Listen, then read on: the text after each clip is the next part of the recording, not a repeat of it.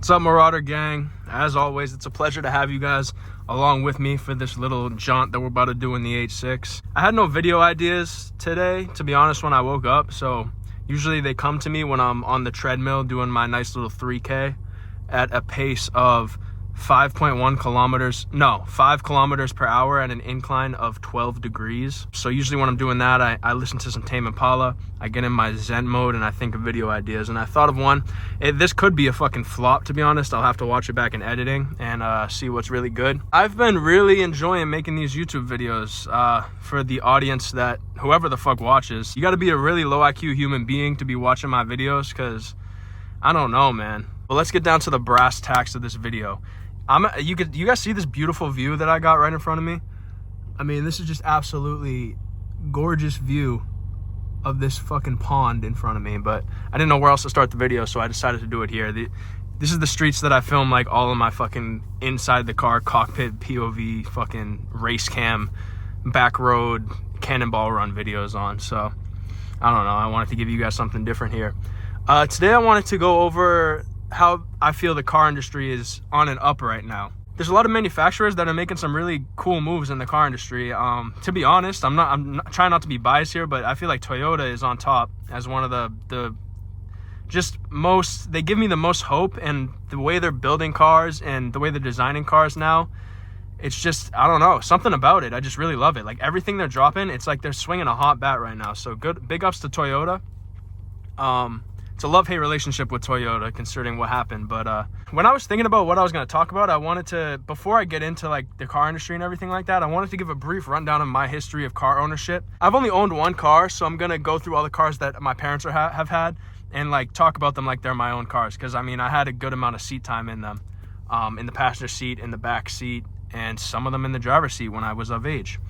So starting off, my parents had one car for a long time, and then eventually we ended up getting two cars, because when you have two kids and they're in school and your parents are working, you kind of need two cars nowadays in modern America. You can't just have one ginormous Jeep station wagon that takes 3 years to walk around with the fucking wood panel doors. The first car that I ever had, my dad actually got this car the day after I was born. So I was born March 4th, 2003. On March 5th, 2003, my dad bought a 2000 and I don't know, it's either 2004 or 2003 grass green. It was like a metallic dark green Isuzu Rodeo. I'll put a picture of it right here if I figure out how to do it in the editing, because as of right now I have no idea how to put pictures in because I haven't even tried it yet.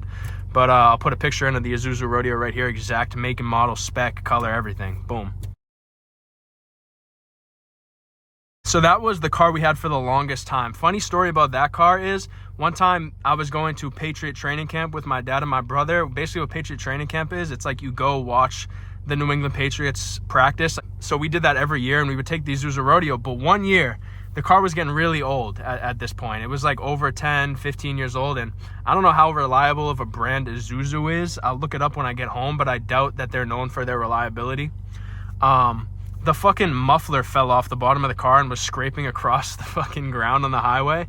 So my dad, being the MacGyver that he is, much respect to my pops, he used a catcher's mitt that was in the truck and a paper clip he used the catcher's mitt to like grab the muffler, because obviously it was extremely hot, and he fucking put it up and then he hung it with a paper clip, and then that's how we got to Patriot training camp. And the car was like that for weeks until the muffler ultimately fell off, and then it sounded like some sort of straight piped diesel engine machine. Even though it wasn't a diesel, it was the loudest fucking car. So my mom was picking me up in this fucking straight piped Isuzu Rodeo when I was in the 4th grade. So that was an experience, and I don't take it for granted. But with that car, eventually my mom ended up totaling it. It was my dad's. My dad loved that car so much.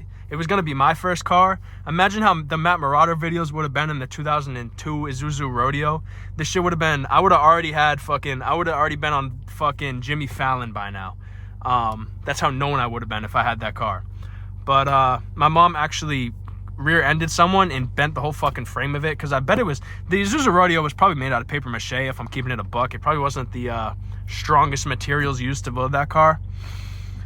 But yeah, she bent the frame and it was totaled, so we had to get rid of that car. So what happened after that? So my mom ended up, dude, we're a Kia family, so whoever's watching this video, you know, if you've seen my past videos, I'm a Kia boy for life, basically. I'm in the Kia boys gang.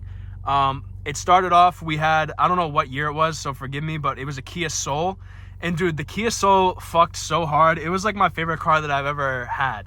It was really shit. It was a really bad car. The only redeeming quality it had that makes it my favorite car of all time is that the seats had Kia Soul stitching all throughout here and here. It was like a sticky rubber material that was all Kia Soul stitching, and on the door panels it had Kia Soul stitching, and on the rear seats it fit 4 people somehow, which is absolutely tremendous. I don't know how it did that, but I guess I should start driving, shouldn't I? Because I'm just sitting here, and I guess driving would make the video a little bit more entertaining because I'm just waffling about bullshit right now. If anyone's even made it this far into the video, I fucking commend you, because I mean, I don't even know what I'm talking about. So we talked about the Isuzu Rodeo. We talked about the Kia Soul. We had I believe the next car we had was a 2014, 2013, 2015, somewhere in that area, Kia Sorento. So I'll put a picture of the exact color Kia Sorento right here.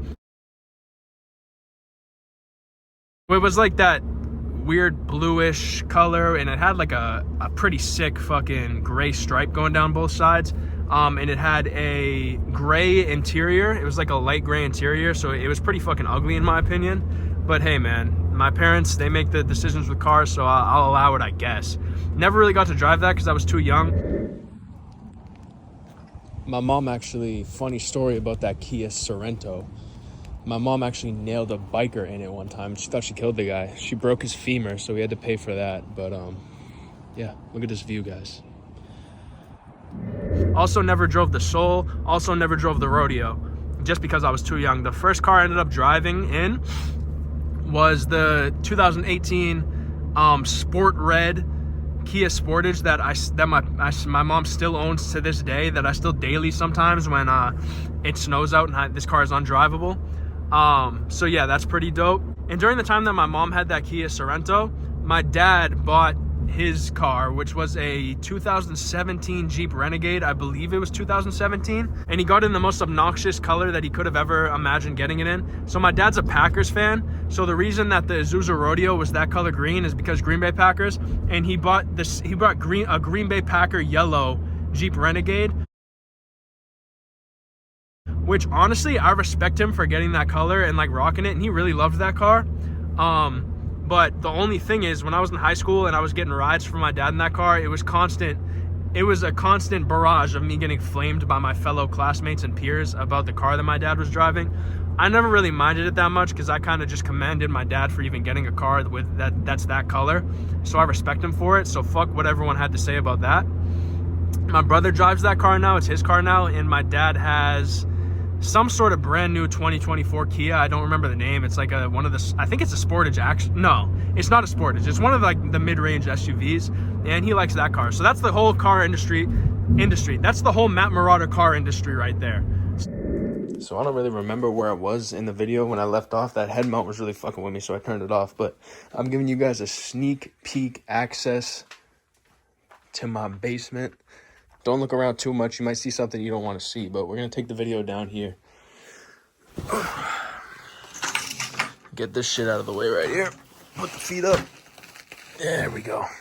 So I brought my laptop. So I got 2 pieces of technology and I'm making a YouTube video. So shout out to me for that. I already explained to you guys about my browser history of cars that I've had and come in contact with heavily since I was birthed. So now I want to get into the main focus of this video, which is basically explaining into the early to mid to late 2000s kind of. So like 2000 to like 2018, I'd say. I'm talking about like mainstream car brands like Toyota, Ford, Honda, Mercedes, Kia, Chevy, just shit like that. Like the products that they were coming out with in that time period were just so unfortunate. Like if aliens came down and that's what they saw we were making as far as motor vehicles, they'd be extremely disappointed.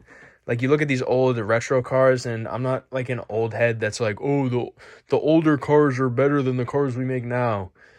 I mean, part of that is true. Like it was more of an art form back then. I feel like it's just like everything started going downhill. It was more about mass production over the quality or how the car actually looks. And that really fucked things up.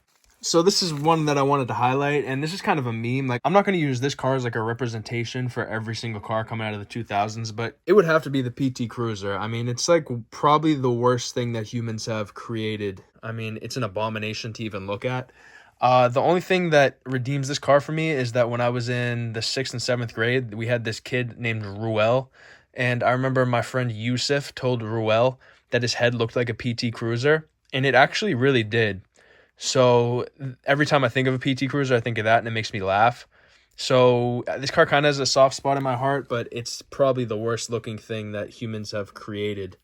What else do we got here? Like, obviously, like, I'm talking about cars like this. Like, they're just soulless. Like, you look at like Altimas and like affordable-ish cars, because new cars are really affordable now. But you look at like the cars that these brands are putting out, like the new Civics, even the new Prius. It's more of a modern design, but I feel like it has more soul to it, and it's really representing the times we're in pretty well. Obviously, you got the fucking Scion Cube. That's really bad. That Breaking Bad car, I forget the fucking name of it, but like, this is the shit we were putting out. The Ford Taurus, for example, like, shit was going downhill, and even like this was part of the transition period for Kia, where they were building like this. I don't think the Sportage looks that bad. But like, if we can compare it to like the new Sportage, I know this is a really shit car to talk about because it's like, who cares? Like, this is really not a good look. Like, this makes me want to. This is vomit inducing right here. But we go up to like the newer models, and like, this is a good look. This is a good looking car, and we're talking about Kia here. Like, they're making good looking cars. I'll start with Kia with what the moves they're making in the car industry. I do have my next brand right in lineup because I have a pivotal thing to talk about for them. But I wanted to get into the Kia Telluride 2023. This has got mixed reviews from when I've talked to people about it. But if you get the right spec with the black wheels, it is a good-looking car. Like, look at this. This is a good-looking car, in my opinion. And this is something that is present for me in a lot of new cars, like the new Toyotas that are coming out, like the Sequoia, the new 4Runner, the new Tundra, Tacoma. The design philosophy is just like, it's like they actually care about what they're putting out now, and they want to make their cars look good. And I'm talking about most car manufacturers in the world here. I mean, they're doing good.